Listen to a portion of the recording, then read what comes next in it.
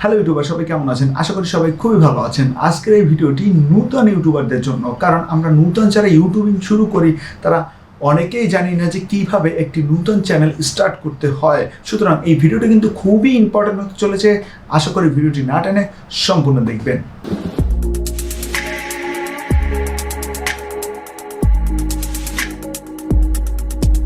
আমরা যখন নতুন ইউটিউবিং শুরু করি তখন ফার্স্ট অফ অল যেটা খুবই ইম্পর্টেন্ট সেটি হচ্ছে আমাদের কন্টেন্ট আইডিয়া। আমাদের কন্টেন্ট আইডিয়া যদি সঠিক থাকে তাহলে আমরা অবশ্যই ইউটিউবে সাকসেসফুল হতে পারবো। বিকজ কন্টেন্ট আইডিয়া যদি আপনার সঠিক না হয় তাহলে অবভিয়াসলি আমি বলে দিতে পারি যে আপনি যতই কষ্ট করেন না কেন সেই কষ্টের কোনো ফল আপনি পাবেন না, কারণ আপনার কন্টেন্ট আইডিয়া ভুল। এজন্য আপনার সঠিক কন্টেন্ট আইডিয়া ঠিক করতে হবে। আপনি কোন বিষয়ে পারদর্শী, কোন বিষয় নিয়ে কাজ করতে আপনি ইন্টারেস্টিং ফিল করেন সেই বিষয়কে সিলেক্ট করেন, এবং আরেকটু চিন্তা করেন যে আপনি যে বিষয় নিয়ে কাজ করেন সেই বিষয়ে মানুষ ইন্টারেস্টেড কি না। যদি মানুষের আপনার ওই বিষয় নিয়ে ইন্টারেস্ট ফিল করে তাহলে অবশ্যই আপনি ওই বিষয় নিয়ে কন্টেন্ট মেক করুন। তাই আপনি কন্টেন্ট মেক করার পূর্বে 100 বার ভাববেন যে আপনি কোন কন্টেন্টগুলো পছন্দ করেন বা আপনি কোন কন্টেন্টগুলো করতে পারবেন। কারণ আপনার যে কন্টেন্ট করতে ভালো লাগবে না সেই কন্টেন্ট কিন্তু আপনি কন্টিনিউ করতে পারবেন না। আর ইউটিউবে সফল হওয়ার পিছনে সর্বপ্রথম চাবিকাঠি হচ্ছে ইউটিউবে কন্টিনিউ হওয়া। সুতরাং কোন বিষয়ে আপনি ইন্টারেস্টিং ফিল করেন এবং কোন বিষয়ে কন্টেন্ট মেক করতে আপনার ভালো লাগে সেই বিষয়কে আপনার ভিডিও কন্টেন্ট হিসেবে নির্বাচন করুন। আচ্ছা, আপনি যখন ভিডিও আপলোড করেন ওই ভিডিওটা কি সঠিক অডিয়েন্সের কাছে পৌঁছায়?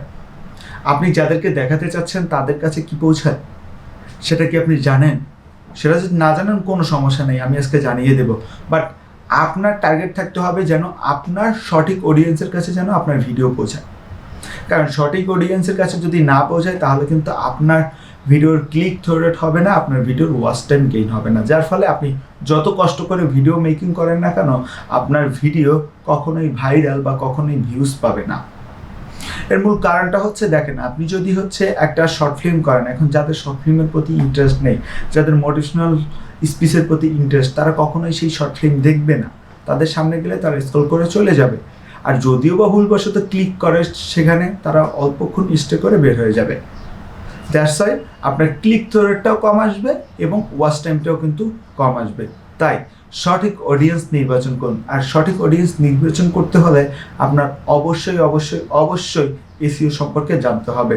আর যদি আপনি এসইও সম্পর্কে না জেনে থাকেন, আমার চ্যানেলে এসইও সম্পর্কে বেশ কয়েকটি ভিডিও দেওয়া আছে, অবশ্যই দেখে নেবেন। তারপরে যে মোস্ট ইম্পর্টেন্ট বিষয়টি সেটি হচ্ছে সঠিক সময় নির্বাচন করা আপলোডের জন্য। কারণ আপনি যদি সঠিক সময়ে আপনার ভিডিও আপলোড করতে না পারেন তাহলে কিন্তু আপনার অডিয়েন্স কেউই দেখবে না। বিকজ তারা যখন ইনঅ্যাক্টিভ থাকবে সেই সময় যদি আপনি ভিডিও আপলোড করেন তাহলে ভাই আপনার ভিডিও কিন্তু কেউ দেখবে না, সবার কাছে নোটিফিকেশন পৌঁছাবে বাট কেউ দেখবে না, যার ফলে আপনার ওই যে ক্লিক থ্রু রেটটাও কম আসবে। আর ক্লিক থ্রু রেটটা কম আসলে অবশ্যই যে ভিউজ কম আসবে, আর ভিউজ কম আসলে তো সব কিছুই কম আসবে।